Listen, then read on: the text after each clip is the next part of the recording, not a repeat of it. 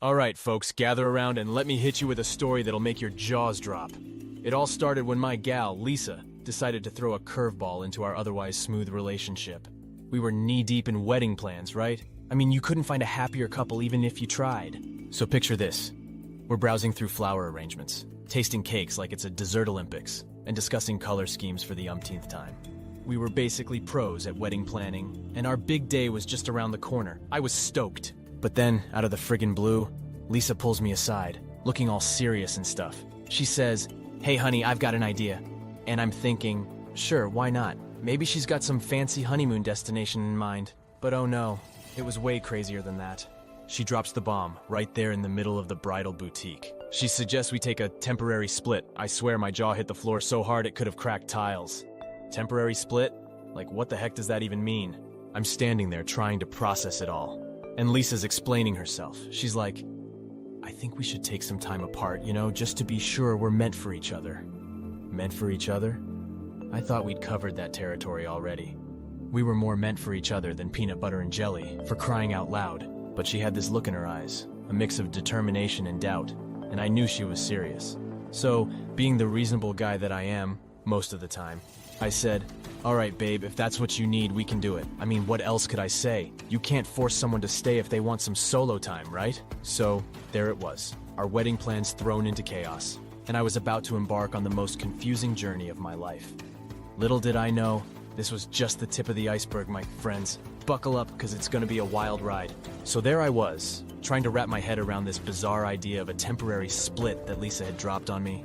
I mean, seriously, who does that in the middle of planning a wedding? She started explaining herself like she'd become some kind of relationship guru overnight. She said she wanted to make sure we were the real deal, that our love was as solid as a rock, and that we were meant to be together. I'm thinking, ain't that what we've been doing all this time? Wedding planning and all that jazz? But no, she needed more than that. She needed time apart to, figure things out. I mean, sure, couples have their doubts sometimes, but this was like trying to solve a Rubik's Cube while blindfolded and wearing mittens. It just didn't make sense. So what could I do? I reluctantly agreed to this temporary split nonsense, thinking it'd be a blip on the radar. I mean, we'd been together for years and she was my rock, my partner in crime. I couldn't imagine my life without her. But I also couldn't stand in the way of whatever this journey was supposed to be. I thought maybe she'd take a weekend getaway with her girlfriends, or we'd have a little breather while still keeping in touch. But oh no, it was more complicated than that. She packed her bags and moved in with her sister in a different city. We're talking about hundreds of miles away. The whole thing felt like a bad rom-com plot, where the couple takes a break and explores their personal growth before getting back together stronger than ever. But let me tell you, real life ain't no Hollywood movie. I watched her leave, feeling like someone had sucker punched me right in the gut. I had no idea what to expect, but one thing was for sure. This temporary split was just the beginning of a roller coaster ride I never signed up for. So grab a seat, my friends, because this story is far from over. Hey there, dear readers. I hope you're as hooked on this journey as I was living it. Before we dive into the next chapter of this roller coaster story, I've got a small favor to ask. If you're enjoying this tale of love, adventure, and unexpected twists, how about showing some love? Hit that like button to let me know you're on board. It's a simple click for you, but it means the world to me. It's like a virtual high five telling me to keep the stories coming. And hey, why stop there? Go ahead and hit subscribe too. Trust me, you don't want to miss what's coming up next. Subscribing will keep you in the loop, so you're always the first to know when a new chapter drops. Plus, it's a great way to support this storyteller on his quest to keep you entertained. So take a quick second to like and subscribe. Done? Awesome. Now buckle up and let's jump back into the story. The next chapter's waiting, and trust me, you don't want to miss a beat of what's coming up next. A couple of weeks into this mind-boggling temporary split with Lisa, something fishy was brewing in the background, and I was about to become the detective in my own twisted mystery story. So picture this. I'm trying to keep my cool, going about my daily routine like everything's hunky-dory. But then, out of the blue, I start hearing whispers. Gossipy, cryptic whispers about someone named Mark. Who the heck was Mark, you ask? Well, I was wondering the same thing. Apparently, Mark was Lisa's new friend. Yeah, you heard me right, a friend. But let me tell you, my spidey senses were tingling like crazy. I'd never heard of this guy before, and it didn't sit right with me. Suspicion started creeping in like a nosy neighbor peeking through their blinds. First, it was a casual mention from Lisa's sister, saying something like, "Oh, Mark stopped by today." I thought nothing of it, right? People have friends, no big deal, but then it became a recurring theme. Mark and I went for coffee, or Mark helped me with some stuff. I couldn't ignore it anymore. I mean, who was this Mark dude, and why was he suddenly such a big part of Lisa's life? It felt like I was in some sort of alternate universe where Mark was the new star of the show, and I was just an extra in the background. I tried to stay calm, not jump to conclusions, but it was driving me nuts.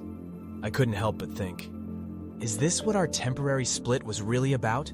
Was she seeing someone else already? I had to know more. I couldn't just sit there twiddling my thumbs while Mark got cozy in my territory. So I did what any sane person would do. I turned into a full-fledged social media stalker. I started checking Lisa's Facebook, Instagram, Twitter, you name it, trying to find any traces of this Mark character. And let me tell you, my friends, what I found only made this whole situation even more bizarre. Mark wasn't just some random guy. He was popping up in her photos, comments, and likes like he was auditioning for a leading role in her life. I had a million questions, and not a single answer. Who was Mark? What was his deal? And most importantly, what the heck was going on in Lisa's head? It was like peeling back the layers of a very confusing onion, and I was nowhere near the core of this mystery. But hey, they say curiosity killed the cat, right? Well, this cat was about to dive headfirst into a rabbit hole of unexpected twists and turns, and I couldn't have imagined where it would lead me next. So grab your magnifying glasses, my friends, because we're just getting started in this baffling journey. So there I was, stuck in this mind-boggling maze of a temporary split with Lisa, trying to make sense of this whole Mark situation. But I wasn't about to sit idly by while my relationship was spiraling into chaos. Curiosity, my dear friends, got the best of me. I mean, who wouldn't be curious in my shoes, right? So, one day, I decided to channel my inner Sherlock Holmes.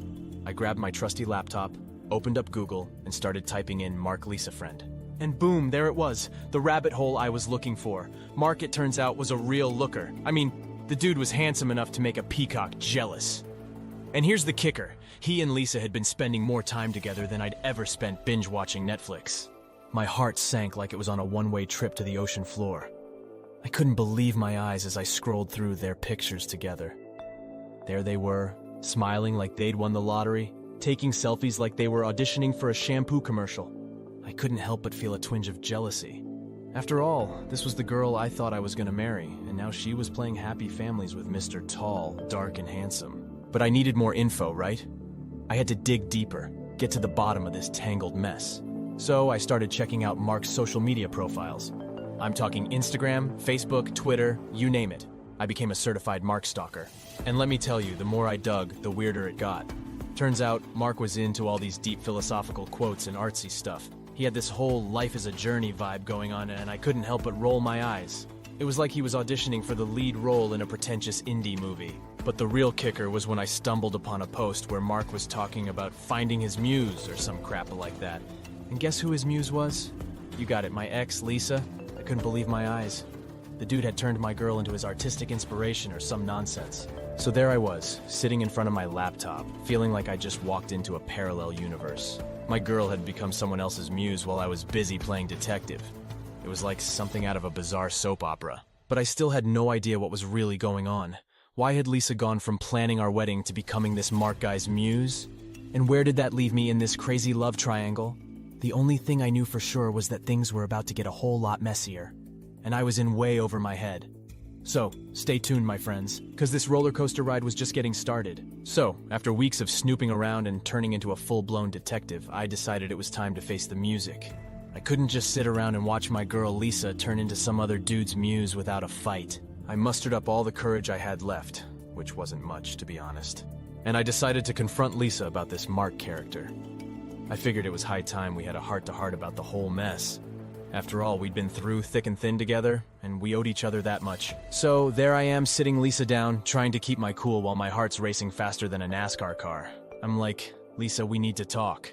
And she's looking all nervous, like she's about to face a firing squad or something. I didn't beat around the bush, I went straight for the jugular. I asked her about Mark, about the whole muse thing, and about why the heck she'd turned our relationship into something straight out of a cheesy soap opera. And you won't believe what she said next, my friends. She dropped the bombshell of all bombshells. Lisa, my girl, the one I thought I was gonna marry, admitted that she developed feelings for Mark during our little temporary split escapade. I swear it was like a punch to the gut, a knockout blow from out of nowhere. I couldn't believe my ears. My world crumbled faster than a sandcastle at high tide. I was left sitting there, feeling like the protagonist in some melodramatic telenovela. Lisa tried to explain herself, saying that it was all so unexpected, that she never meant for it to happen. But the damage was done, my friends. She'd fallen for Mark and there was no going back. I didn't know what to say, what to do. It was like my entire world had been turned upside down in the blink of an eye. The wedding plans, the future we'd envisioned together, it all crumbled to dust. I had a mix of emotions raging inside me. Anger, sadness, and this weird feeling of betrayal. I mean, we'd been through thick and thin together, and now she was telling me she'd fallen for another guy during our break.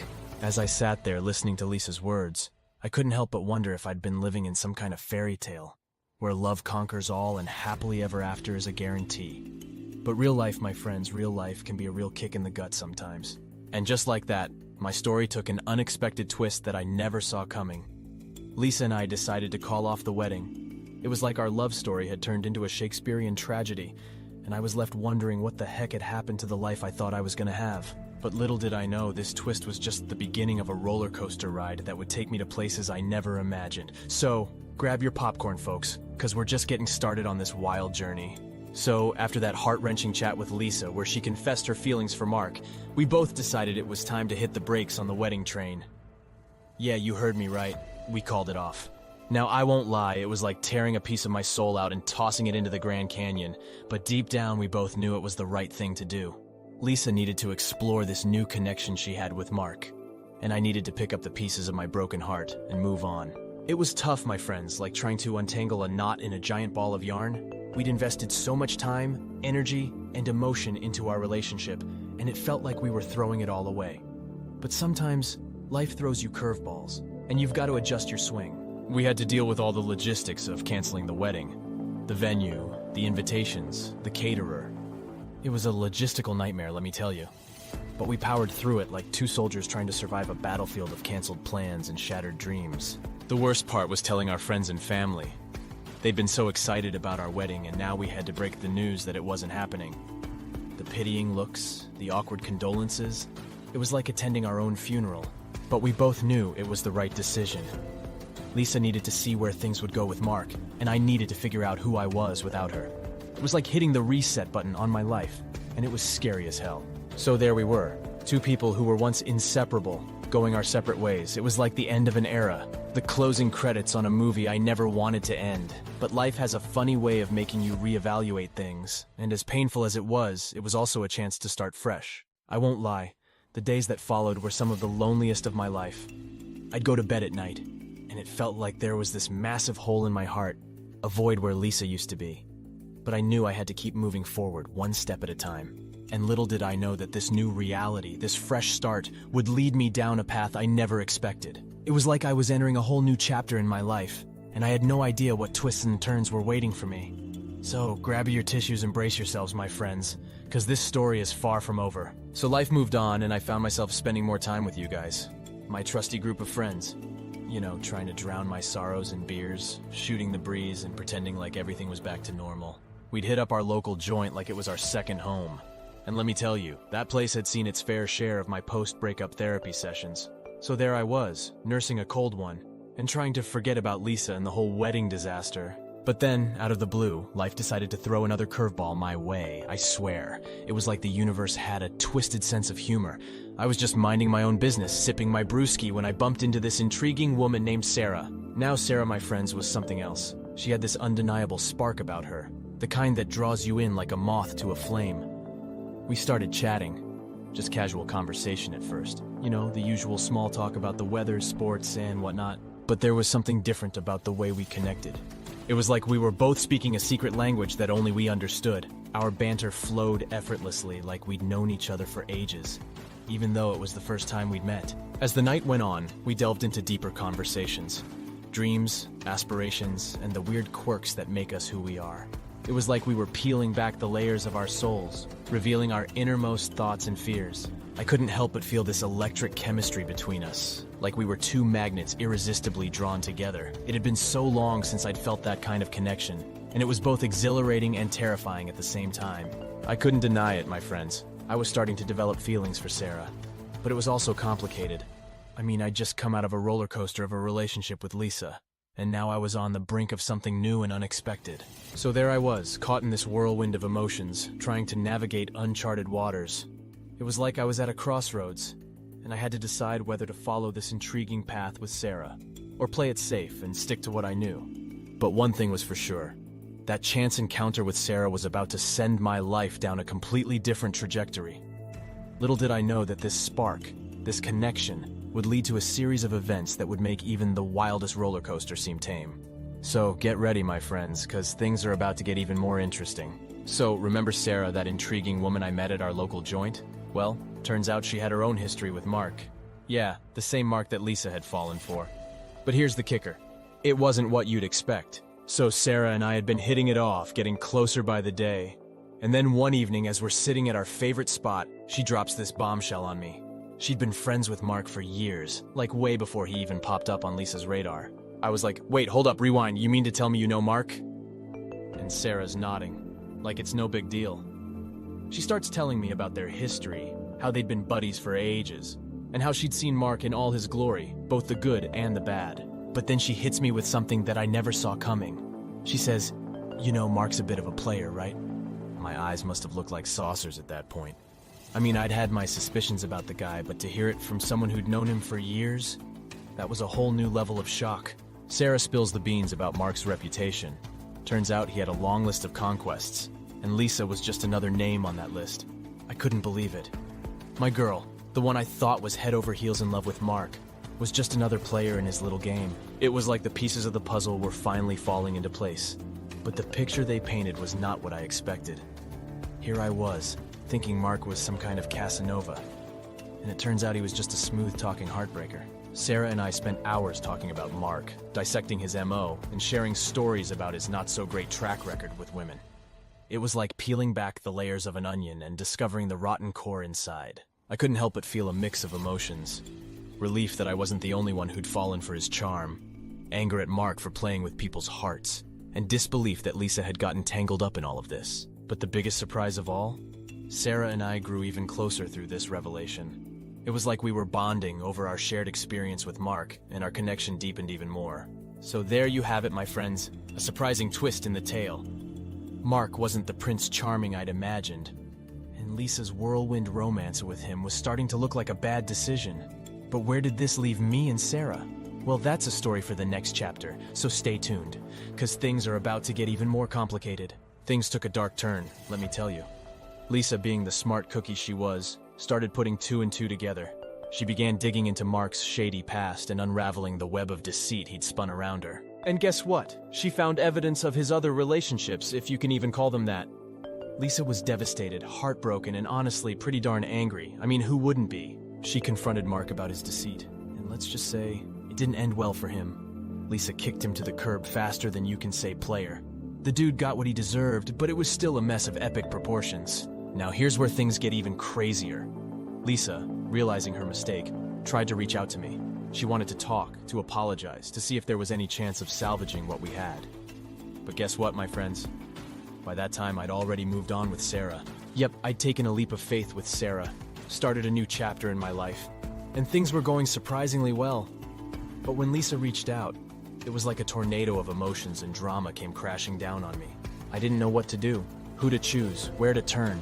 It was like I was stuck between a rock and a hard place, torn between my past and this newfound connection with Sarah. In the end, I had to make a choice, and I chose to stick with Sarah. I mean, we'd built something special, and I couldn't just throw it all away, right? But it wasn't easy. Breaking the news to Lisa, the girl I'd thought I'd marry, was one of the hardest things I've ever done. And so, my friends, that's how this crazy story comes to a close. Lisa lost everything. The love she thought she found, her once happy life, and her trust in people like Mark. As for me, I found an unexpected love story with Sarah, but it wasn't without its doubts and second-guessing. Life can be one heck of a ride, my friends, full of surprises and twists you never see coming. It's a reminder that sometimes the path you end up on is far from the one you planned, and you just have to hold on and enjoy the journey. So here's to unexpected love stories, to life's crazy twists, and to the friends who stick by your side through it all. Cheers, guys. Man, I gotta tell y'all, the day Shelly hit me with the "I need a break" line, I was like a deer in headlights. There we were, sipping coffee on a lazy Sunday. The sun was shining, birds chirping, a picture-perfect day, right? Then bam. she drops this bombshell. She's all, "Barry, I need some time to figure stuff out. Gonna stay with my folks for a bit." I'm sitting there, coffee halfway to my mouth, frozen. "A break?" I ask. That word, break, it's like a sledgehammer to a glass house. I mean, we've had our ups and downs, sure, but this? This was out of left field. Shelley, she's fiddling with her cup, avoiding my eyes. I need some space, Barry, to sort out my feelings. Her voice is steady, but I can tell she's not 100% on this. There's this tremble, a little quiver that says she's as scared as I am. I'm trying to keep cool, but inside, I'm a mess. "And what about loyalty, huh? You planning on staying true during this break?" I'm grappling for something, anything to make sense of it all. Shelley sighs, this long, heavy sigh that seems to pull the air out of the room. "I don't know, Barry. Maybe I need to explore other things." Other things. That phrase hits me like a punch in the gut. Betrayed. That's what I feel. Here I was, thinking we were solid, and she's out there wanting to explore. I'm trying to process this, but it's like my brain's stuck in a loop. Break. Explore. Betrayal. Next thing I know, I'm in my office, papers spread out in front of me. Legal stuff. Separation papers. My hands shaking as I fill them out. It's like I'm on autopilot, you know? Part of me thinks this is just a phase, we'll laugh about it someday. But the other part, the louder part, is prepping for the worst. Divorce bill, population, me. Shelley's watching me from the doorway, her face all crumpled up like she's about to cry. But she doesn't say anything, just turns and walks away. And I'm there, pen in hand, signing away the life we built together. Crazy how quick things can change, huh? Looking back, I can't help but wonder if I overreacted. Maybe I should have fought for us, for her. But in that moment, all I could see was the end of the road. The end of us. And man, that was a tough pill to swallow. Alright, so let me paint you the picture of what went down after Shelley dropped her "I need a break" bomb. Things spiraled, and fast. I mean, one minute we're talking about needing space, and the next, it's like we're in the middle of a hurricane. It was a Tuesday, a couple of days after the big announcement. The tension in the house was so thick you could cut it with a knife. I'm pacing around, thinking, stewing. Every time I look at Shelley, I'm reminded of the break, and man, it burns. I've got all these emotions bubbling up. Anger, confusion, a bit of fear, you know? It's like a cocktail of feelings, and not the good kind. So, I'm standing in our bedroom, looking at all of Shelley's stuff. Her clothes, her books, those little trinkets she loves so much, and something in me just snaps. I start grabbing her things, not even thinking, and before I know it, I piled up half her wardrobe and all those knick-knacks she's collected over the years. I haul everything to the spare room, just dumping it all in there. It's chaotic, a mess, but in that moment, it feels right. Like I'm physically moving her out of my life. I'm sweating, out of breath, but there's this weird sense of accomplishment, too. Then I see her, standing in the doorway, her face a mix of shock and hurt. "You should leave," I blurt out. It's harsh, colder than I intended, but it's out there, hanging in the air between us. Shelley looks like I've just slapped her. She opens her mouth, but no words come out. She just stares at the pile of her belongings, then at me, and I can see it in her eyes. She's realizing this is serious, way more serious than she thought. For a moment, I regret it, want to take it all back, tell her it's just a stupid fight. But I don't. I can't. There's this pride, this hurt that's holding me back. So we just stand there, in this silent standoff, the weight of what I've done pressing down on me. That night, Shelley sleeps in the spare room, among her scattered belongings. There's this unspoken agreement that we're in separate worlds now, even under the same roof. The house feels emptier, colder. I toss and turn, can't sleep. It's like every creak, every whisper of the house is reminding me of what's happening. In the days that follow, we're like ghosts, passing each other without a word. The air is filled with unsaid things, regrets, maybe even a bit of longing. But neither of us breaks the silence. It's like we're stuck in this dance, too stubborn or scared to make the first move. And then, one morning, I wake up to find a note on the kitchen counter. It's from Shelley. "Gone to my parents," it says. Just those 4 words, but they hit me like a ton of bricks. It's real now, she's really gone. That day, the house feels even more hollow. I wander from room to room, looking at the spaces she used to fill. Her perfume lingers in the air, a reminder of what's missing. I sit on the couch, the same spot where we've laughed, argued, made up, and I realize how much of us is woven into every corner of this place. I think about calling her, but my pride gets in the way. She left, remember? I tell myself. But deep down, I'm wondering if I pushed her too far, if I've broken something that can't be fixed. It's a scary thought, being the architect of your own misery. So there you have it, the escalation. A series of small steps leading to a big fall. It's funny, you know, how quickly things can change. One day you're planning your future, and the next, you're wondering if you even have one together. That's life, I guess, unpredictable, messy, and sometimes, a little heartbreaking. You know, once Shelley left and the house got all quiet, it's like my brain switched into overdrive. I had all this time to think, to reflect, and man, did the thoughts come flooding in. There I was, in our big, empty house, just me and my thoughts. And they were all about Shelley, how she changed, how we changed. You see, a while back, Shelley went on this health kick. She lost a bunch of weight, started dressing differently, kinda morphed into this whole new person. At first, I was proud, you know? Proud of her for taking control, getting healthy. But I didn't realize how much those changes would affect us, our relationship. I'd catch myself looking at old photos, back when we were younger, a bit chubbier, but man, we were happy. There was this light in her eyes, a spark. Now, it felt like that spark was fading, getting lost in her new lifestyle, her new self. Our conversations changed, too. They became more superficial, more about her fitness routine, her diet. I tried to keep up, be supportive, but I felt left behind. Like she was on this express train to a new life, and I was still waiting at the station. Then there were the little things, her laughter, which used to fill the room, now seemed forced, rare. The way she'd turn away slightly when I tried to hug her. Small things, but they added up, gnawing at me. Sitting in that silent house, I started to wonder where it all went wrong. Were we ever really happy, or were we just comfortable? Did I miss some signs, some cries for help? You start questioning everything, doubting every memory, every moment. I remember walking through the house, room by room, seeing traces of her everywhere. Her books on the shelf, her perfume in the bathroom, her gardening gloves on the porch. It was like she was still there, but not really. It was this constant reminder of what I'd lost, what we'd lost. Nights were the hardest. The bed felt too big, too empty.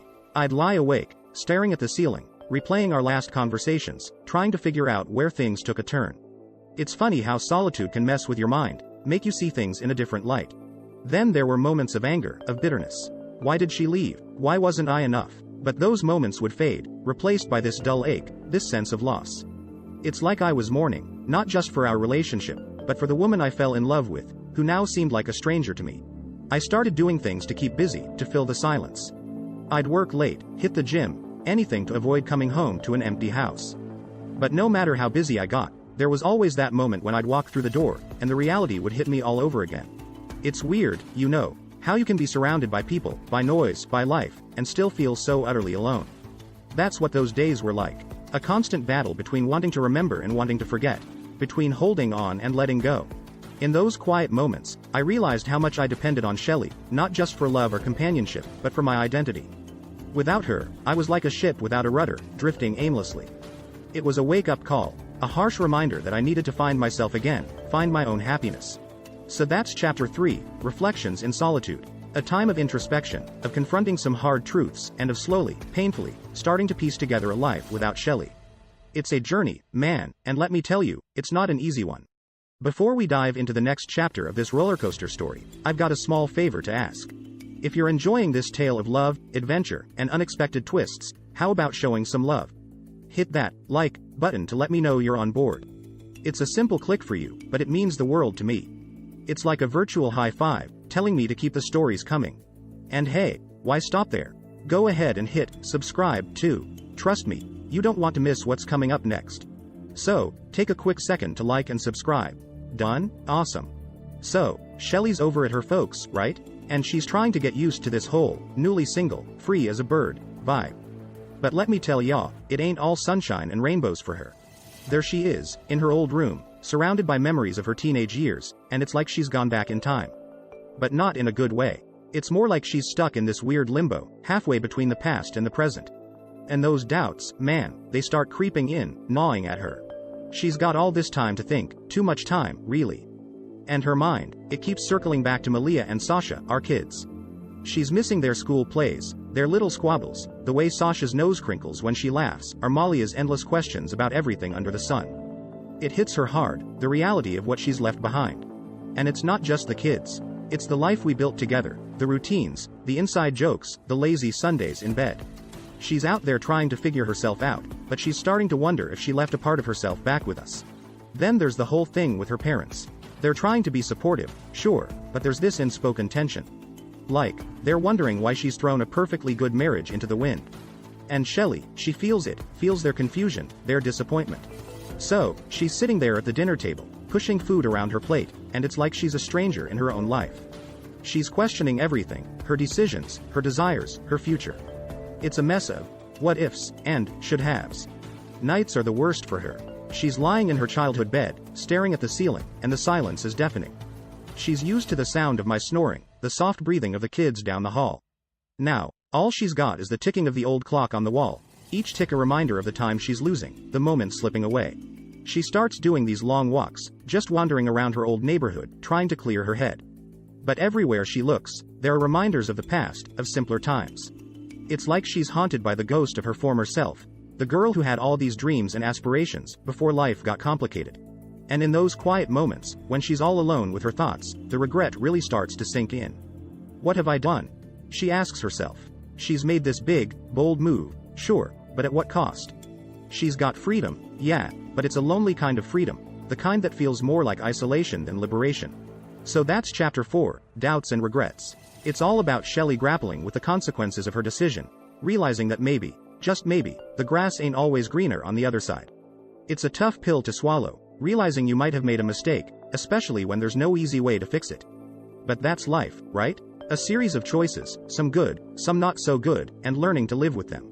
Now, this is where things start getting a bit more, let's say, intense. I'm not the kind of guy to just sit on my hands, you know? With Shelley gone and the house feeling more like a ghost town every day, I figured it was time to make some moves. First things first, the assets. I'm no Scrooge, but I've worked hard for what we have, and the thought of losing half of everything to a maybe divorce? Yeah, that didn't sit well with me. So, I got myself a lawyer, a real shark, and we started locking things down. Bank accounts, the house, investments, you name it, we secured it. Might sound harsh, but in times like these, you gotta protect your turf. But that wasn't the hardest part. No, sir. The real kicker was the kids, Malia and Sasha. They're my world, and the thought of them getting caught in the crossfire of a messy split? Unthinkable. So, I'm pushing for full custody. It's not that I want to cut Shelley out, but I can't have them bouncing back and forth like ping-pong balls. They need stability, a routine, and I'm hell-bent on giving it to them. Now, about that work trip. It's been on the cards for a while, a big project overseas, a real career maker. But with everything going on, it felt like the perfect opportunity for a fresh start, a chance to get away from all the drama. So, I pull some strings, get the okay to take Malia and Sasha with me. A working holiday, sort of. The kids are psyched, new places, new faces. For me, it's a bit more complicated. Sure, it's a chance to bond, make some memories, but it's also me stepping into this new role, single dad, globetrotter, Mr. Independent. It's exciting, but daunting as hell. Prepping for the trip was a whirlwind. Passports, tickets, packing, it's like a military operation. And the whole time, I'm trying to keep things light, fun, but inside, I'm a jumble of nerves. This trip, it's not just a getaway, it's a statement. I'm showing Shelley, the kids, the world, that I can handle this, that I'm not just going to crumble and fade away. The night before we leave, I'm tucking the kids into bed, and Sasha, she's got this worried look in her eyes. Will mommy be okay without us? She asks. Man, that hit me right in the feels. I tell her mommy's going to be just fine, that we're all going to be just fine. But as I'm saying it, I'm wondering the same thing myself. So, we set off, the three of us, off on this adventure. And as the plane takes off, I'm looking out the window, watching the ground slip away, and it's like I can feel the weight lifting. We're starting over, in a way. A new chapter, a chance to rewrite our story. It's scary, yeah, but it's also kind of exhilarating. Shelley, she's having this big epiphany over at her parents, realizing maybe she's made a major mistake. So, she's thinking she can just waltz back in and patch things up. She calls me up, her voice all shaky, saying she wants to talk. I'm like, okay, let's hear it. So, she comes over. She's looking different, more like the Shelley I knew, but there's this nervousness about her. She starts with this big apology, saying she's missed me, the kids, the life we had. She's going on about how she's seen the error of her ways, wants to make it right. And I'm just sitting there, nodding, but inside, I'm feeling all sorts of twisted. Here's the thing: while she was out, finding herself, I wasn't just moping around. I'd started seeing Hillary, my best friend since forever. Hillary, she'd been there through the thick and thin, and somewhere along the line, things between us changed. It wasn't planned, it just happened. So, when Shelley's pouring her heart out, I'm thinking of Hillary and how she's been my rock through all this. I let Shelley finish, and then I lay it out for her. I tell her about Hillary, how we're a thing now. You should have seen her face. It's like I'd hit her with a sledgehammer. She's stammering, asking if I'm serious, and I'm like, yeah, I am. The air in the room got real heavy then. Shelley's looking at me, her eyes welling up, and I'm feeling this mix of guilt and relief? Yeah, relief that I'm finally being honest with her, with myself. Then I hit her with another bombshell, the divorce papers. I'd had them drawn up, ready to go. It wasn't an easy decision, but with everything that had gone down, it felt like the only way forward. Shelley's looking at the papers like they're some sort of alien artifact. She's lost for words, and frankly, so am I. It was one of those pivotal moments, you know? She's realizing that it's really over, that there's no going back. And I'm seeing this chapter of my life closing right in front of me. It was sad, sure, but also kind of freeing. We talk a bit more, mostly logistics about the kids and how we're gonna handle things moving forward. It's all very civil, but there's this undercurrent of, I don't know, finality? Like we both know this is the end of the road for us. Shelley leaves, and the house is quiet again, but it's a different kind of quiet now. It's more like peace, or maybe acceptance. The storm has passed, and there's this sense of calm, of moving on. So, there we were, me, Hillary, Malia, and Sasha, embarking on this new journey abroad. It felt like stepping into a different world, a fresh start. Everything was new, the sights, the sounds, the smells. We landed in this beautiful, bustling city, full of life and energy. It was exactly what we needed, a total change of scenery. The kids, they adapted faster than I thought. Malia, she's got this adventurous spirit, always curious, always exploring. And Sasha, she's more reserved but was finding her own way, making friends at the new school. Watching them, it filled me with this mix of pride and relief. They were okay, more than okay, they were thriving. Hillary, she was incredible through it all. She had this way of making anywhere feel like home. She'd cook up these meals, a blend of our old life and the new, and we'd sit around the table in our new apartment, laughing and sharing stories. It felt right, like we were building something special, something real. Work was intense, but rewarding. I was putting in long hours, but I was doing something I believed in, something that mattered. And coming home to Hillary and the kids, that was the best part of my day. We'd have these little rituals, like game nights or movie evenings, and it was like we were weaving this new tapestry of family life. Then, there's the big news, me and Hillary, we decided to tie the knot. It wasn't a big, fancy affair, just something small and intimate. The kids were ecstatic, seeing us take this step, officially becoming a family. It was a beautiful day, full of love and laughter, a celebration of new beginnings. Life kept moving, and before we knew it, there was another addition to our family, a little one. Man, holding that baby for the first time, it's a feeling I can't even describe. It was like a piece of the puzzle we didn't even know was missing clicked into place. Malia and Sasha, they were over the moon, doting on their new sibling every chance they got. Our new life, it was full of challenges, sure, but also full of joy and growth. We were blending our past with our present, creating something unique, something ours. We'd FaceTime with Shelley regularly, keeping her in the loop, making sure the kids stayed connected. It wasn't always easy, but it was important. The city, with its vibrant culture and diverse community, became our playground. We'd explore on weekends, discovering hidden gems, learning and growing together. It was an adventure, every single day. And as I'd watch the sunset from our balcony, the city lights twinkling below, I'd think about the journey that got us here.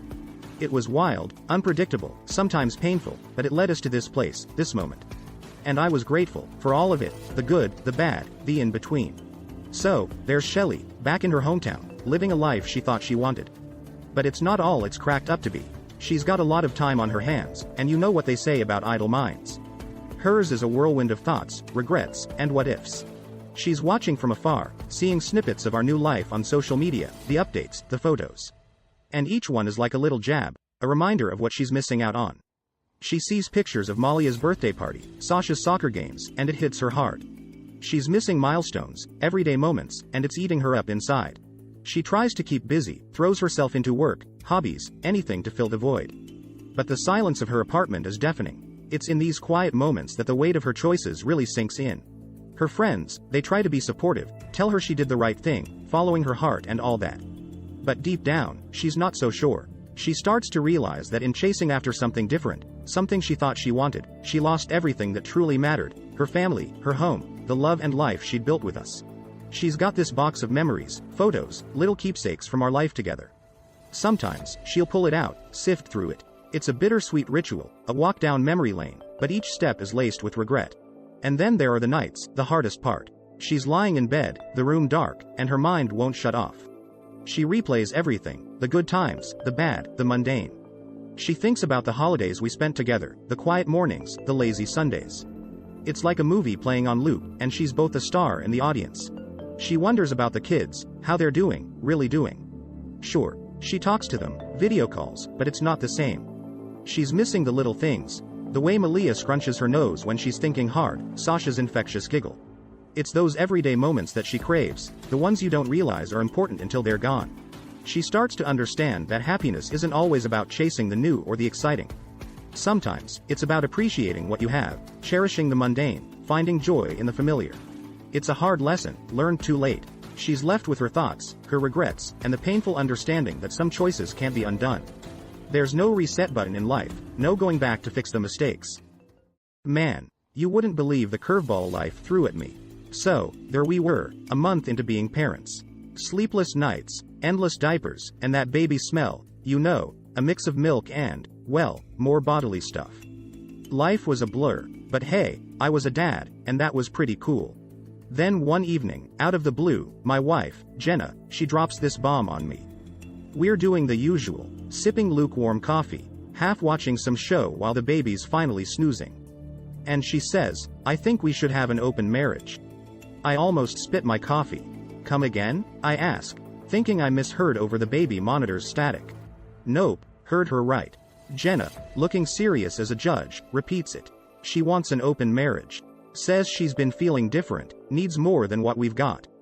It's not about love, she says. I just need to explore, find myself. I'm sitting there, trying to wrap my head around this. We'd been the high school sweethearts, the perfect couple. And now this? I loved her, man. But this? This was a whole different ballgame. Was it me? Was it the baby? Had I missed some signs? My mind was racing a mile a minute. I felt like someone had pulled the rug out from under me. Here I was, thinking we're settling into this new chapter as parents, and she's on a completely different page. I didn't even know what to say. So, I didn't say much. Just nodded, muttered something about needing to think. And think I did. All night, staring at the ceiling, Jenna asleep next to me, as if she hadn't just turned our world upside down. The next few days were awkward. We were like those old sitcoms where the couple dance around the big elephant in the room. Except, it wasn't funny. It was my life, crumbling. And I had no idea what to do about it. But then, things took another turn. Remember the neighbor I mentioned, Mr. Mysterious? Yeah, well, he's about to play a big part in this whole mess. But that's a story for another chapter. After that bombshell Jenna dropped on me, I was a mess. Needed to clear my head. So, I started taking these long walks around the neighborhood. It was on one of these walks that I bumped into him, Mr. Mysterious, as I later dubbed him. This guy, he's lived a few doors down for years, but we never really talked, you know? Just the usual nods and morning greetings. But that day, he was outside, tending to his roses. Yeah, roses. Who knew? So, I'm walking by, lost in my thoughts, and he calls out, "Tough times, huh?" I'm taken aback. How does he know? I force a smile, thinking it's just neighborly small talk. But then he goes, "Marriage is like a rose garden. Needs care, or it withers." I stop in my tracks. It's like he's reading my mind. We get to talking. He's got this calm way about him, and before I know it, I'm spilling my guts. The open marriage request, my confusion, everything. He listens, just nodding, his eyes never leaving mine. Then, he starts talking, giving me this advice, but it's all riddles and metaphors. He says things like, sometimes the path you're on needs a detour to get to where you really need to go. I'm like, what does that even mean? But the way he says it, so sure and wise, I can't help but ponder over his words. And get this, he knows stuff about me. Little details. How I used to play guitar in college, my fear of heights, stuff I never told him. It's eerie, but also, I don't know, comforting? Like he's been watching over me or something. Every day, I find myself drawn to those chats. He's always there, same time, same spot, like he's waiting for me. And every day, he drops these cryptic nuggets of wisdom. Look beyond the horizon of your troubles, he'd say. Or, the heart's compass rarely points in a straight line. I start looking forward to our talks. They're the only thing that makes sense in my topsy-turvy world. But it's weird, right? This near stranger suddenly becoming a confidant? Anyway, things at home are still strained. Jenna's caught up in her new freedom, barely home. And here I am, finding solace in cryptic advice from a neighbor who knows too much. Life's strange, man. Well, they got me thinking. Maybe I didn't know Jenna as well as I thought. So, I did what any confused husband would do, I turned detective. It started with small stuff. Digging through old photo albums, reading her old diary. Yeah, I know, not cool, but man, I was desperate. Nothing much there, just typical teenage angst and stuff about her college days. But then, I hit pay dirt. I found this box tucked away in the back of our closet. Inside, there were letters, photos, stuff I'd never seen before. Pictures of Jenna with some guy, looking cozy. Love letters, not written by me. My heart's pounding as I'm reading these, feeling like a total idiot. Turns out, this guy was Jenna's college sweetheart. Someone she never mentioned. The letters were all lovey-dovey, full of plans for the future. The last letter, though, was different. The guy was moving away, wanted Jenna to come with him. But she didn't go. This got me thinking. What if Jenna's request for an open marriage wasn't about me? What if it was about this long-lost love? So, I did more digging. Social media stalking. Talking to some of her old friends, under the guise of planning a surprise party. Clever, right? And I start piecing together this other life Jenna had, one she buried when she married me. Turns out, she never got over this guy. He was her, what if?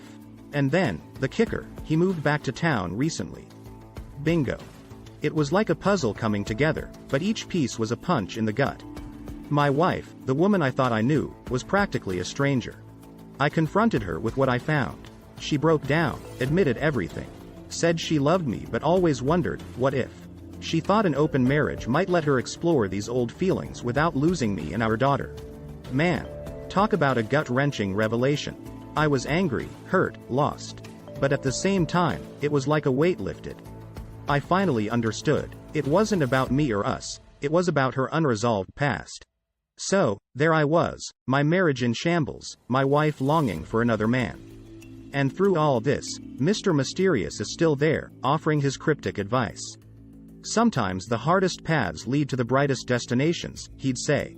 I didn't know what my destination was anymore, but I knew I had a long, hard path ahead. Dear readers, I hope you're as hooked on this journey as I was living it. Before we dive into the next chapter of this rollercoaster story, I've got a small favor to ask. If you're enjoying this tale of love, adventure, and unexpected twists, how about showing some love? Hit that like button to let me know you're on board. It's a simple click for you, but it means the world to me. It's like a virtual high five, telling me to keep the stories coming. And hey, why stop there? Go ahead and hit subscribe too. Trust me, you don't want to miss what's coming up next. Subscribing will keep you in the loop, so you're always the first to know when a new chapter drops. Plus, it's a great way to support this storyteller on his quest to keep you entertained. So, take a quick second to like and subscribe. Done? Awesome. Now, buckle up and let's jump back into the story. The next chapter's waiting, and trust me, you don't want to miss a beat of what's coming up next. Alright, so we're at the point where I've just uncovered all this stuff about Jenna and her past. My head's spinning, and I'm like a pot about to boil over. I had to confront her, you know? Get it all out in the open. So, one evening, I wait for her to come home. She walks in, all tired from her day, and I'm just sitting there, this box of her past life on the table. Her eyes go wide when she sees it, and I can tell she knows what's coming. What's this, Jenna? I ask, trying to keep my voice steady. She starts with the, oh, that's nothing, but I cut her off. Don't, I say, just don't. Then it all comes pouring out. She admits to everything, the old boyfriend, the letters, the feelings she never resolved. I'm sitting there, listening to her spill secrets like they're confessions, and I'm trying to keep it together. It's like I'm hearing about a different person, not my Jenna. She's crying now, saying she never meant to hurt me. She just didn't know how to deal with these old feelings. I thought I could have both, she says. Explore my past without losing my present. I'm torn, man. Part of me is furious, feeling betrayed. The other part, well, it kind of gets it. We've all got what ifs, right? But acting on them, that's a whole other story. The air's thick with all this emotion, and I'm struggling to breathe. I tell her I need time, need to figure out what all this means for us, for our family. She nods, tears streaming down her face, and I just walk out.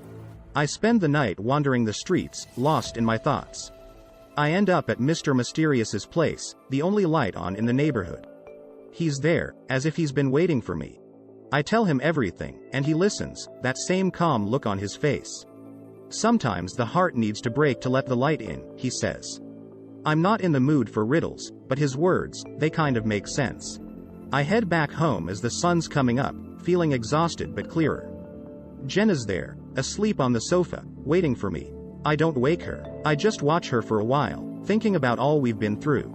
Man, life's complicated, love's complicated. I thought I had it all figured out, but turns out, I'm just as lost as anyone else. My late night rose tending, cryptic advice giving neighbor? Turns out, he's more than just a guy with a green thumb and a knack for riddles. The day after that emotional showdown with Jenna, I'm back at Mr. Mysterious's place. We're sitting in his backyard, surrounded by those roses he cares for so much, and I'm pouring my heart out. I'm talking about Jenna, the open marriage thing, my feelings, the whole 9 yards. Out of nowhere, he goes, "You know, I've been where you are." I look at him, really look at him for the first time. There's something familiar in his eyes, but I can't place it. He starts telling me his story, and dude, it's like listening to a mirror of my own. He'd loved and lost, been betrayed, gone through a rough patch, just like me. But he found a way to move on, found peace. How? I ask, desperate for some of that peace myself. He smiles, this sad but knowing smile, and says, by letting go. By understanding that some things are out of our control. Easy for him to say, right? But the way he says it, I believe him. Then, he drops the bombshell. I knew your father, he says. My father, the man I barely remember, who passed away when I was just a kid. Turns out, Mr. Mysterious and my dad were close friends, like brothers. He'd been keeping an eye on me, sort of watching over me from a distance, ever since my dad died. Mind blown. It's like all the pieces of a puzzle falling into place. The familiarity, the knowing too much about me, the cryptic advice, it all makes sense now. This guy, he wasn't just a neighbor. He was a connection to my past, to my dad. We talk for hours. He tells me stories about my dad, stuff I never knew. It's like he's giving me a piece of my history back, filling in blanks I didn't even know were there. And his advice, it starts making more sense. He's not just spouting riddles. He's passing on wisdom, stuff he learned the hard way, stuff my dad would have wanted me to know. I leave his place feeling lighter than I have in weeks. It's not like all my problems have vanished, but I've got this new perspective, you know? Like I'm not alone in this. I've got this guardian angel, this link to my dad, looking out for me. Life's still messy, and Jenna and we've got a long road ahead. But for the first time in a long time, I feel like I can handle it. Like I'm not just stumbling in the dark. After all those heart-to-hearts with Mr. Mysterious, or should I say, my dad's old buddy, I'm seeing things a bit clearer. But while I'm finding some kind of peace, Jenna's world, it's starting to crumble. First, it's her job. She's been so caught up in this find herself quest that she's slacking at work. One day, she comes home, eyes red, and I know before she even says it. She's been fired. I'm not gonna lie. Part of me wants to say, told you so, but what good would that do? Then, her friends start drifting away. Turns out, this open marriage thing wasn't as cool with them as she thought. She's venting to me about it, and I'm just sitting there, thinking, welcome to my world, Jenna. But the kicker comes when her old flame, Mr. What If, turns out to be a total jerk. He's not interested in rekindling old love, he's just looking for a fling. Jenna's heartbroken, realizing she's thrown away so much for a fantasy. I watch all this happen, and man, it's a roller coaster. I'm torn between feeling sorry for her and feeling like it's karma. She sees how much she's lost, and she's desperate to make things right. She starts talking about fixing our marriage, going to counseling, trying to be the family we were supposed to be. But I'm hesitant. Can you blame me? After all that's happened, it's not easy to just open my arms and say, sure, let's start over. Mr. Mysterious, he's still there with his advice. People change, but so do feelings, he says. Think about what you want, not what you're supposed to want. Man, if that isn't the hardest advice to follow. I'm watching Jenna trying to pick up the pieces of her life, and it's like watching a movie. Part of me wants her to find her way back, but another part of me, the part that's been hurt and betrayed, isn't sure if that's what I want anymore. It's a mess, dude. A real mess. But life's like that sometimes, isn't it? Just when you think you've got it all figured out, it throws you a curveball. After all the drama, the heartache, and the revelations, I found myself at a crossroads. It was time to turn the page, start a new chapter. You know, new beginnings and all that jazz. So, here's the deal. Jenna and I, we tried to patch things up, but it was like trying to glue a broken vase back together. Sure, it kinda looks whole, but it's never the same. We decided to go our separate ways. Tough? Yeah. Necessary? Absolutely. But don't think it was all doom and gloom. Something good came out of this whole mess. Remember that colleague of mine, Sarah? We'd always been good friends, but in the midst of my turmoil, she was there for me, like a rock. We'd grab coffee, talk about everything and nothing. It was easy, you know? No drama, no walking on eggshells. One thing led to another, and before I knew it, I was looking at her in a way I hadn't before. It wasn't just friendship anymore, there was something more.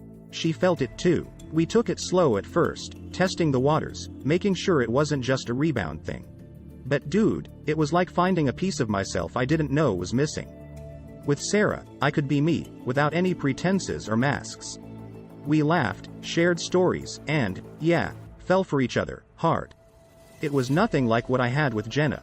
This was something real, something deep. And the best part? My little girl, she adores Sarah. They clicked from the get-go. Seeing them together, laughing and playing, it fills my heart in a way I can't even describe. I started rediscovering myself too. Picked up my guitar again, started playing at this little bar on weekends. Felt good, you know, getting back to my roots, doing what I love. Sarah was my biggest cheerleader, always front row, cheering me on. Life was good, man. Really good. I was healing, finding joy in the simple things. My days with Jenna felt like a distant memory, a chapter from a book I'd long closed. Sure, there were challenges. Divorce is never easy, and co-parenting, that's a whole other ballgame. But Sarah, she was with me every step of the way, supporting me, loving me. So, yeah, new beginnings. It's not just a cliche, it's real. Life threw me a curveball, but I caught it and threw it right back. I found happiness, love, and a sense of peace I hadn't known in years. Here we are at the end of the road of this wild story. Man, what a ride it's been. If you told me a year ago that I'd be where I am now, I'd have laughed in your face. But life, huh? Full of surprises. So, I'm settled into this new life now, and let me tell you, it feels good. Really good. There's this lightness in my steps, a smile on my face most days. Sure, there's still the occasional rough patch, but nothing like before. Sarah and I, we're going strong. She's incredible, man. The kind of woman who makes you want to be a better man. And my daughter, she's growing up so fast, smart as a whip, and happy. Seeing her laugh, watching her play without a care in the world, it's everything to me. I've learned a lot, been through the ringer, you might say. But all that, the pain, the confusion, the heartache, it's made me who I am today. Stronger, wiser, more appreciative of the good things in life. Looking back, I see all the moments that led me here. The hard conversations with Jenna, the late-night chats with Mr. Mysterious, the tears, the laughter, it's all part of my story. And you know what? I wouldn't change a thing. Jenna and I, we're in a good place now. Not like before, but it's respectful, friendly even. We co-parent like champs, putting our daughter first. It's not the family I pictured, but it's a family all the same. And Mr. Mysterious? Well, he's still around, tending to his roses, doling out wisdom. Turns out, he was more than just a neighbor. He was a lifeline when I was drowning. I owe him a lot. I've picked up some new hobbies, too. Started hiking, getting out into nature. Clears the mind, you know? And the music, it's back in my life, bigger than ever. Sarah and I sometimes jam together. She's got a voice that could melt the coldest heart, I swear. I guess what I'm trying to say is, life goes on. It changes, it challenges, but it also gives. Gives you chances to grow, to love, to find happiness in places you never thought to look. So, here I am, looking forward to whatever comes next. A little older, a little wiser, and a whole lot happier. The past? It's behind me. The future? It's looking bright, my friend. Bright and full of hope.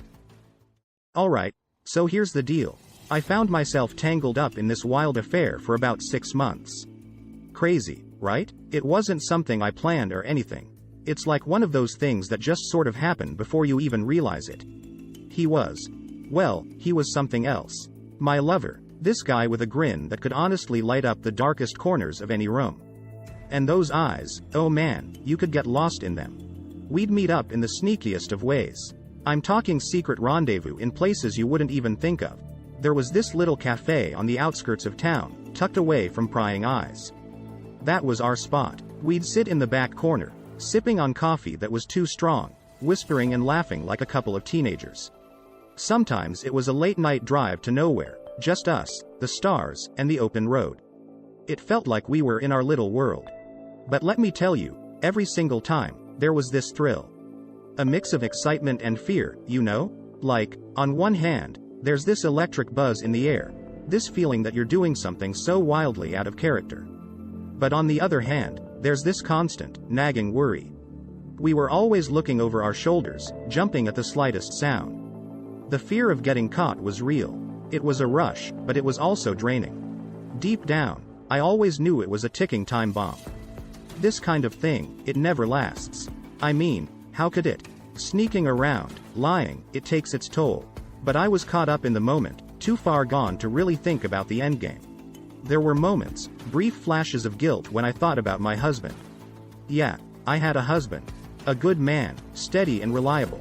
We had our routine, our comfortable life. But that was just it, it was too comfortable, too predictable. This affair, it was like a jolt of electricity. It made me feel alive in ways I hadn't felt in years. But let's be real, nothing built on lies and secrets can stand for long. I think I always knew that, somewhere deep down. Yet, I let it continue, let myself get swept up in this whirlwind of passion and excitement. It was an escape, a break from reality. And boy, did I pay the price for it. So, that's the beginning of my story. A secret affair, a life turned upside down, and a whole lot of mess to clean up. It's funny how life works, isn't it? You think you know what you want, you chase after it with everything you've got, and then when you finally get it, you realize it's not at all what you needed. But hey, that's a tale for another chapter. For now, let's just say that this was the start of a journey I never expected to take. Okay, so let me take you to this one day, the day everything changed. I started feeling like my husband was onto me. You know that gut-wrenching fear that just grips you? Yeah, that. I felt like he was piecing things together, getting suspicious about my late nights and flimsy excuses. I was in a real jam. I figured I had to do something drastic. I couldn't just keep sneaking around. It was eating me up inside. So, I decided to drop this massive bombshell. I told him I wanted a divorce. Yeah, just like that. I wanted to be with my new love, the guy who made my heart race. Crazy, right? Now, my husband, he's this stoic kind of guy, keeps his cards close to his chest. When I told him, he just sat there, looking at me with this unreadable expression. It was like he was trying to process what I'd just said, but his face gave nothing away. I couldn't tell if he was heartbroken, angry, or maybe even relieved. That was the scariest part, not knowing what he felt. Telling him was one of the hardest things I've ever done. We'd built a life together, you know? It wasn't all sunshine and roses, but it was our life. And there I was, about to turn it all upside down. Part of me felt guilty, like I was betraying not just him, but everything we'd built. But another part of me felt this relief, like I was finally being honest, at least with myself. I remember he finally spoke after what felt like an eternity. His voice was calm, almost too calm. He asked me if I was sure, if this was really what I wanted. It wasn't an accusation or anything, just a simple question. But it hit me hard. Was I sure? I thought I was, but seeing him right there, hearing his voice, I suddenly wasn't so certain. Despite my doubts, I stuck to my decision. I told him yes, this was what I wanted. It was a lie, sort of. I mean, I wanted to be with my lover, but I wasn't sure about everything else. It's not like I hadn't thought about the consequences, but at that moment, they felt distant, like they were someone else's problem. So, there it was, my decision laid out in the open. I had chosen a path, and there was no turning back. I had set in motion a series of events that would change everything. Little did I know just how much everything would change. Looking back, I realized that making that decision was just the beginning. It set off a chain reaction of events that I could never have predicted. Life has a funny way of throwing curveballs at you, and let me tell you, I was about to get a whole bunch of them. But that's a story for another chapter. For now, let's just say that this decision, as hard as it was just the tip of the iceberg. Dear readers, I hope you're as hooked on this journey as I was living it. Before we dive into the next chapter of this rollercoaster story, I've got a small favor to ask. If you're enjoying this tale of love, adventure, and unexpected twists, how about showing some love? Hit that like button to let me know you're on board. It's a simple click for you, but it means the world to me. It's like a virtual high five, telling me to keep the stories coming. And hey, why stop there? Go ahead and hit subscribe too. Trust me, you don't want to miss what's coming up next. Subscribing will keep you in the loop, so you're always the first to know when a new chapter drops. Plus, it's a great way to support this storyteller on his quest to keep you entertained. So, take a quick second to like and subscribe. Done? Awesome. Now, buckle up and let's jump back into the story. The next chapter's waiting, and trust me, you don't want to miss a beat of what's coming up next. Alright, so here's where things get really twisted. Picture this. I'm 3 months into my so-called new life, still trying to get my bearings, and then bam. Out of nowhere, my lover decides to call it quits. And you're not gonna believe this, he left me for someone younger. Yeah, talk about a cliche, right? But there I was, completely and utterly devastated. I mean, we had plans, you know? Dreams that we'd spun together, late at night, whispering about the future. We talked about traveling, exploring the world, just the two of us against everyone else. It was like we were building our little fairy tale. But fairy tales don't always have happy endings, do they?